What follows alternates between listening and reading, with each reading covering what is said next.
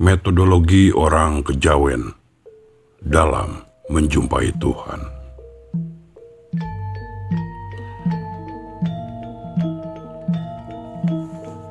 Pengalaman keagamaan tentunya tidak lepas dari hal mistik. Mistik dapat dikatakan sebagai arus besar kerohanian yang mengalir dalam setiap agama atau kepercayaan.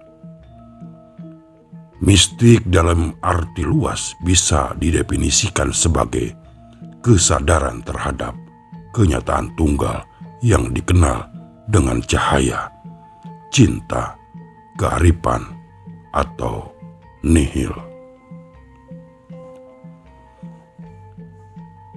Mujahiri dalam karyanya dengan tajuk Dimensi Pengalaman Mistik atau Mystical Experience dan ciri-cirinya menyatakan melalui pengalaman keberagaman dengan diterapkannya penghayatan terhadap Sang Pencipta, manusia nanti akan memiliki kemampuan, kesanggupan, dan akan memahami eksistensi Sang Ilahi. Dalam bahasa Jawa, Ilahi disebut dengan Gusti, Maha Segalanya. Dalam ajaran kejawen, segi batin yang lebih diutamakan dari segi fisik, karena begitu menekankan ibadah dengan rasa dalam pencapaian kesempurnaan. Maka dari itu ketika rasa semakin tinggi, maka semakin tajam pula kebenaran dalam kesempurnaan tersebut. Niels Mulder menyatakan terkait masalah lahir dan batin, yaitu inti yang terpenting dari masyarakat kejawen adalah kebatinan atau olah rasa, yaitu elaborasi diri manusia dan kehidupan batin.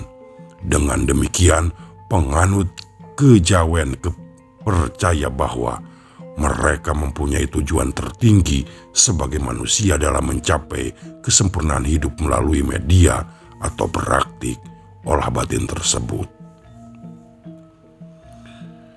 Tujuan dari olah batin sendiri yang untuk mencapai suatu kebahagiaan, ketenangan, dan kejujuran dalam menjalankan hidup untuk menuju Sang Kanparan Kang Dumadi. Tentunya perjalanan batin atau olah rasa ini berkaitan dengan hal mistik. Mistik dalam pandangannya adalah hal gaib yang tidak terjangkau oleh akal manusia, akan tetapi ada dan juga nyata.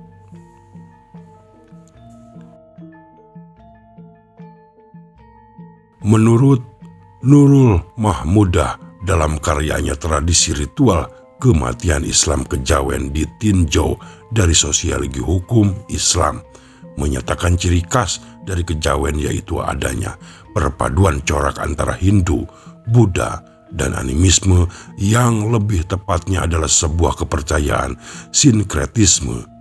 Aliran kepercayaan kejawen memiliki beberapa aliran, salah satu di antara bernama Pangestu.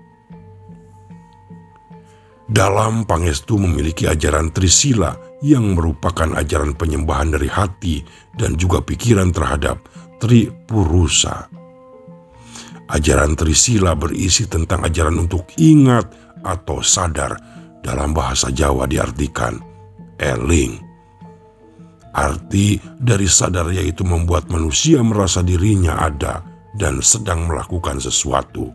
Sementara eling kepada Tripurusa adalah ingat bahwasanya manusia mempunyai kewajiban untuk selalu taat kepada Sang Maha Pencipta.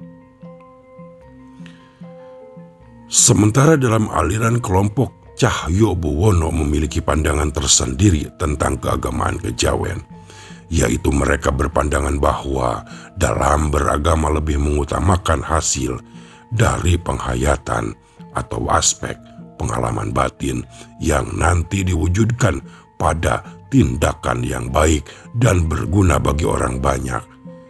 Penyebutan Tuhan dalam kejawen adalah Gusti ingkang marbeg dumadi atau Tuhan Sang Pencipta alam semesta. Menurut Mulder, kebenaran-kebenaran yang didapatkan melalui oleh rasa dan laku tersebut harus didasarkan atas ilmu atau ngelemu untuk mencapai tingkat kesempurnaan yang tertinggi dalam pandangan mistis Jawa yang dikenal dengan ngelmu kesempurnaan atau ilmu kesempurnaan yang merupakan sebuah suluk atau jalan menuju manunggaling kaula Gusti. Pandangan dari segi terminologi kejawen tentang ngelmu yaitu menggunakan kata pengawinkan. Jawa pada hakikatnya kata ngelmu bukan sekedar memiliki arti ilmu atau pengetahuan, melainkan mengandung simbol kebijaksanaan.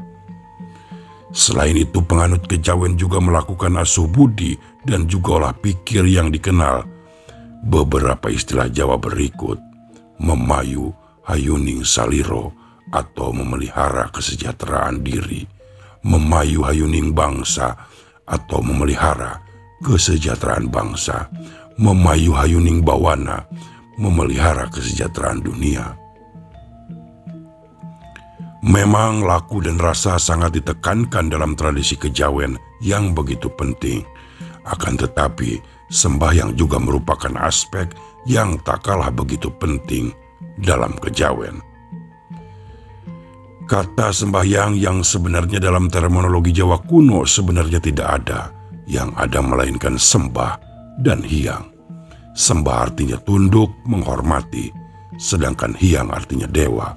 Maka dari itu arti keseluruhan dari kata sembahyang, gabungan dari dua kata terdapat adalah penyembahan terhadap dewa atau Tuhan. Menurut salah satu dari aliran kejawen lainnya yaitu kepercayaan pangestu, ada dua cara terkait dengan konsep ritual atau sembahyang dalam kejawen. Dalam tulisan Siti Ekawati bertajuk Mistis Kejawen,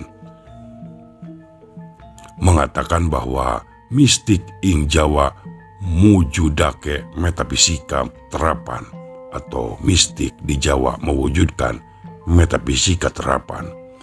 Dari persoalan olah batin dan juga lakon yang diterapkan dan lebih diutamakan dalam tradisi agama lokal, senada dengan pendapat Gultom tentang asal mula agama.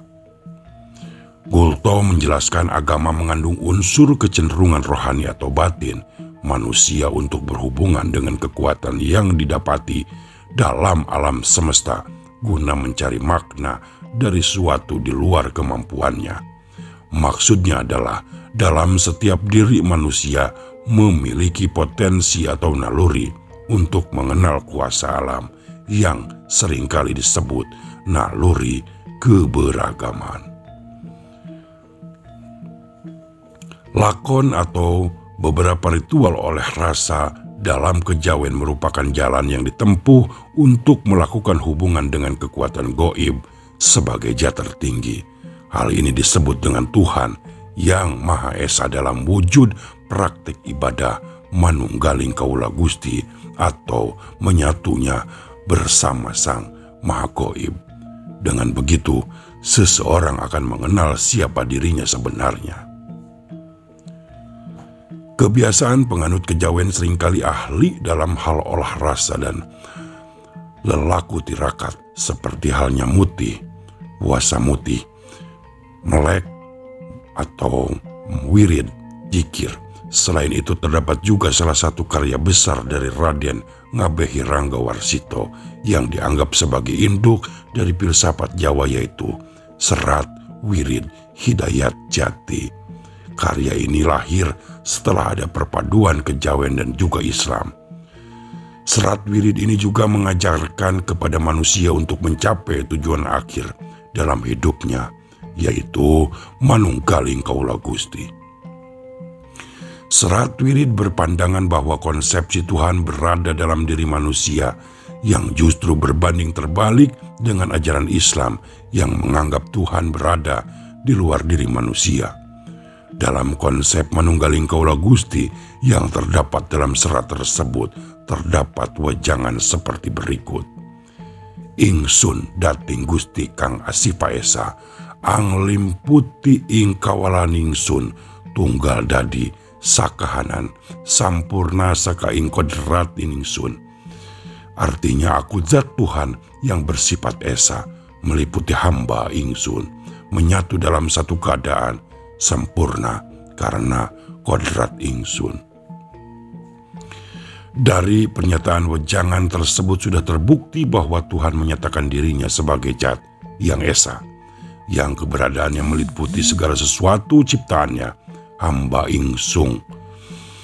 Di atas merupakan maksud dari segala sesuatu ciptaannya, dan tunggal dadi dakahanan atau menyatu dalam satu keadaan dengan diri manusia.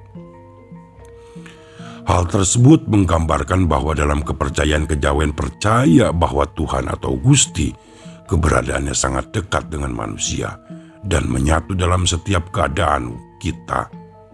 Selaras dengan kitab Weda Hindu yang menyatakan bahwa orang yang tidak mengenal Tuhannya maka akan jauh, dan barang siapa yang mengerti atau mengenal Tuhannya maka akan merasa Tuhan dekat dengan diri kita.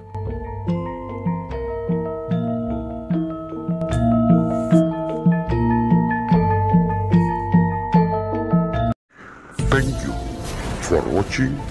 Subscribe, like and share Batam Channel. A few moments later.